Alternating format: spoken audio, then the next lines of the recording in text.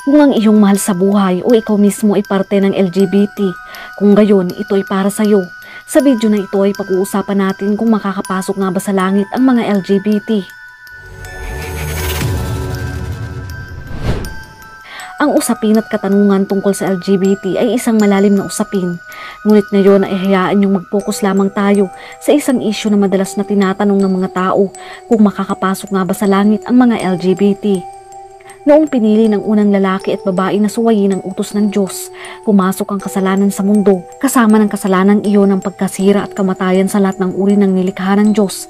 Lumaganap ang kasalanan sa mundo. Mula noon, ang bawat tao ay ipinanganak na may likas na kasalanan na namanan natin. Sinasabi nga na lahat tayo ay makasalanan sa mga taga-Roma chapter 3 verse 23 to 24, sapagkat ang lahat ay nagkasala at walang sino mang nakaabot sa kaluwalhatian ng Diyos. Ngunit dahil sa kagandahang loob, sila ay pinawalang sala na niya sa pamamagitan ni Kristo Jesus na siyang nagpalaya sa kanila. Sa totoo lamang mga kapatid, lahat ng mga nilikha ng Diyos ay mahal niya. Lahat ng mga tao sa mundo ay mahal niya, kasama ang mga LGBT. Kaya nga ipinadala niya ang kaisa-isa niyang anak upang iligtas tayo sa kaparusahan na dapat sana ay sa atin. Ito nga ang sinasabi sa John chapter 3 verse 16.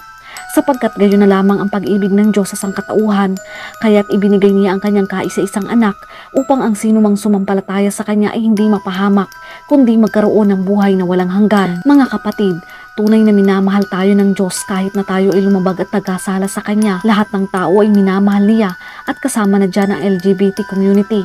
Kaya hindi natin pwedeng sabihin na hindi sila mahal ng Diyos. Hindi tayo dapat na manghusga at ipagpalagay na wala silang kaligtasan at walang puwang sa kaharian ng langit.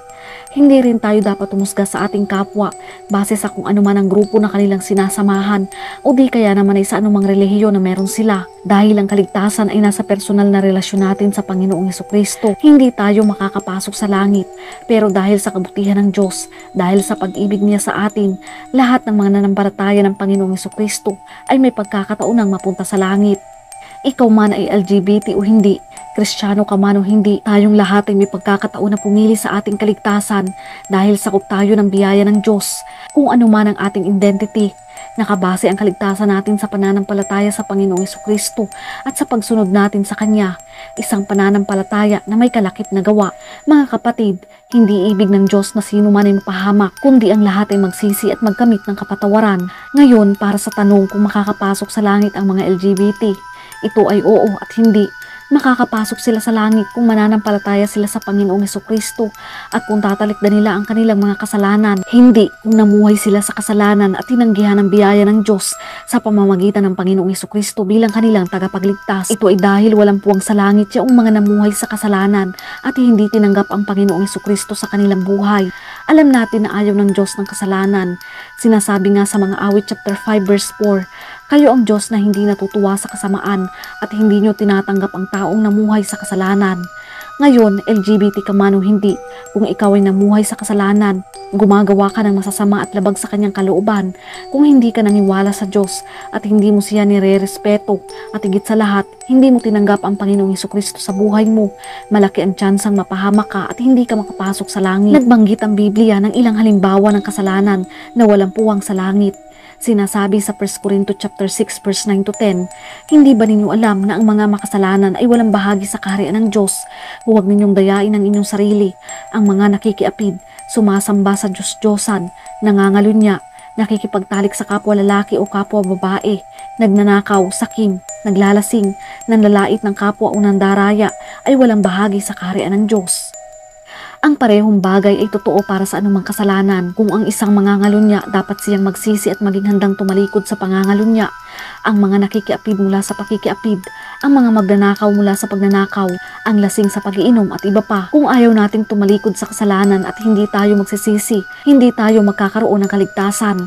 Ngayon mga kapatid, bilang mga Kristiyano, kung may mga kakilala tayong mga LGBT o kaya naman ay may mga taong hindi pa nakakakilala sa Panginoong Hesus, hindi natin dapat na sila'y husgahan o awayin. Ang dapat nating gawin ay ipakita natin ang pagmamahal at respeto sa kanila dahil sila man ay isa sa mga tao na dapat na makakilala sa Panginoong Hesukristo.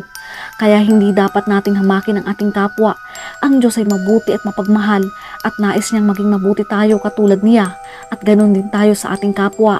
Malaki ang magagawa natin bilang Kristiyano. Ipagdasal natin sila, Ibahagi natin ang mabuting balita at ilapit sila sa paanan ng Diyos. Imbitahan mo sila sa simbahan. Maaari sa pamamagitan nito, mabubuksan ang puso't isipan nila at tuluyang mapalapit sa Diyos. Kapatid, kung LGBT ka man, tandaan mo, mahal na mahal ka ni Lord at hindi ka nais niya na mapahama. Sa oras na makilala mo at tanggapin ang Panginoong Jesucristo sa iyong buhay, mapapalaya ka sa anumang kasalanan at pagkaalipin na kinakaharap mo ngayon. Kapatid, sinasabi nga na ang sino mang gustong sumunod sa Panginoong Jesucristo ay magagawa na lumayo sa mga kasalanan na sinasabi sa Biblia. Kapag tinanggap mo si Kristo bilang tagapagligtas, gumagawa ka din ng desisyon sa matuwid na pamumuhay sa paraang gusto niya at ito ay sa tulong ng kapangyarihan ng banal na Espiritu. Alam nating maraming tao ang nagsasabi kung paano nagbago ang kanilang buhay sa pamamagitan ng ating Panginoong Hesus.